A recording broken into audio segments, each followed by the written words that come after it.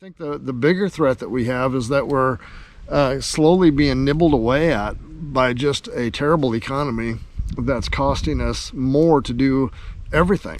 And so if you can't guard against that, hey everyone, it's Martin, and I'm down here in the woods.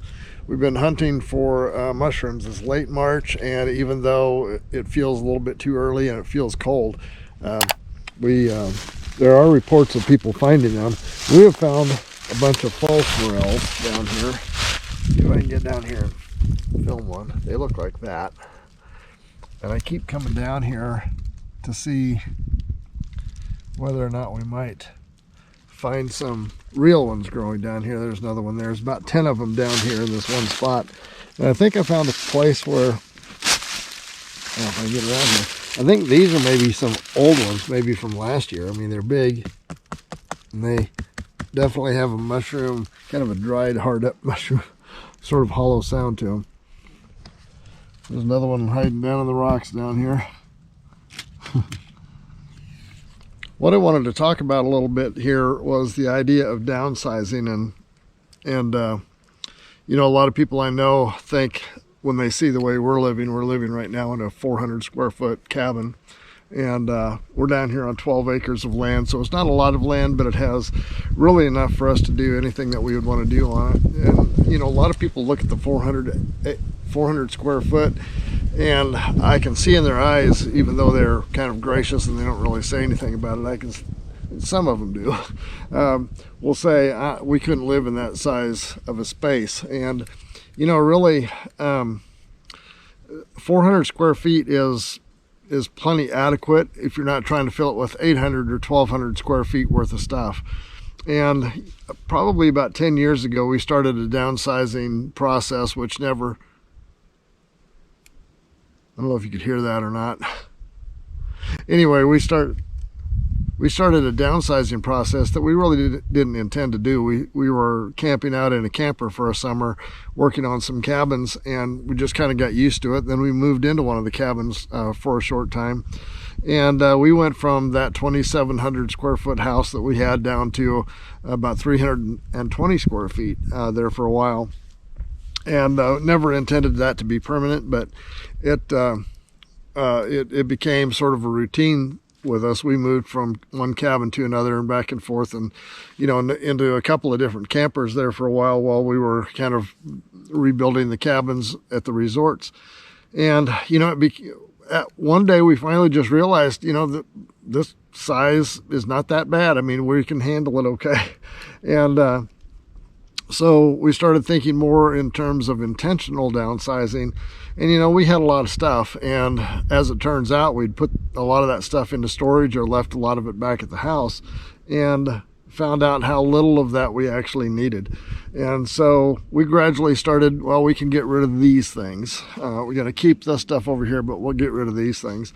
And we get rid of that, and you know, we'd still never use that stuff over there. So so over the course of a few years, we've just decided that, you know, you need some essentials, but we really don't need as much stuff as what we think we do sometimes. And so, you know, we've just kind of downsized it. We're into a 400 acres. We're into a 400 square foot cabin right now.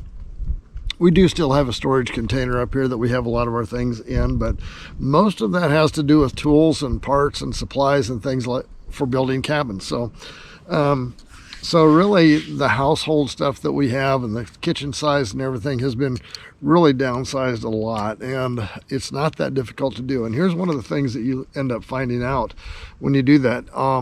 You know, if you're paying for utilities still and you haven't gone completely off grid, all of the utility costs are way less expensive. You know, we went from 2,700 foot down to about 400 square feet, and we went from probably an average of $250 a month electric bills down to about $30 a month. And that's supplemented, of course, with some solar off-grid stuff.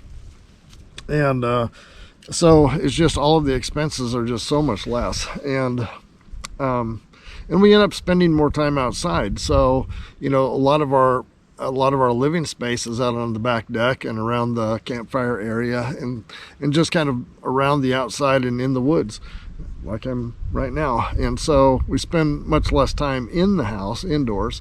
and more time outdoors, which that can be a benefit in and of itself, I guess, if you like the outdoors. And you know, there's a lot of talk about people that do prepping for survival, and they're sort of prepping to survive the extreme circumstances of a total meltdown of the economy and of society and all of that. And you know, that may or may not ever happen. I don't completely buy into that as a total meltdown apocalypse kind of a thing, although it could happen. But I think the bigger threat that we have is that we're slowly being nibbled away at by just a terrible economy that's costing us more to do everything. And so if you can't guard against that, you know, if we never do face the complete breakdown of society and the apocalyptic version of what we're prepping for, we'll just get nibbled away at until we end up losing everything we've got, just because we haven't prepared ourselves for the small stuff that continually comes at us. So downsizing has been part of that. Do we have to downsize, or would we have to downsize? You know, I don't know that we would have had to, but we've kind of chosen that path to become more self-sufficient, self-reliant, and it's been a really good experience for us. And it enables you to redirect some of those resources that you have, some of the finances and things like that, away from maintaining all this stuff to actually putting it into a piece of land and some rocks and things like that, and something that will help sustain you. And you know, this property here, even though it's only about 12 acres, it's got enough woods on it.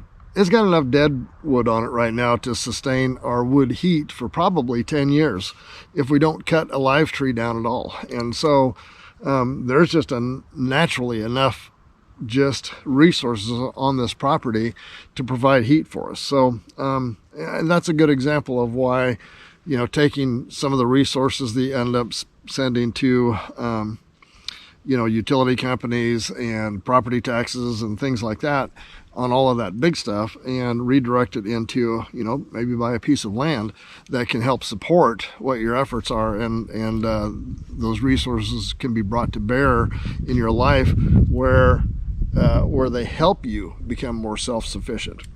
Anyway, it's just my thoughts on downsizing. I guess a little bit of thoughts on the apocalypse. And I really don't mean to make fun of that, because you know, things that I see out here in the world are just desperately bad.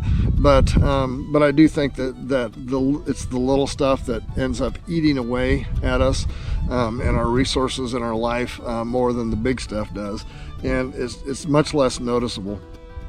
But I tell you what, if you go to the grocery store or the gas station, it is not noticeable. It is very noticeable. So anyway, I'm going to let this go. See you next time. If you've enjoyed this video, give it a like and a share, and don't forget to hit the subscribe button down below and the notification bell. See you next time.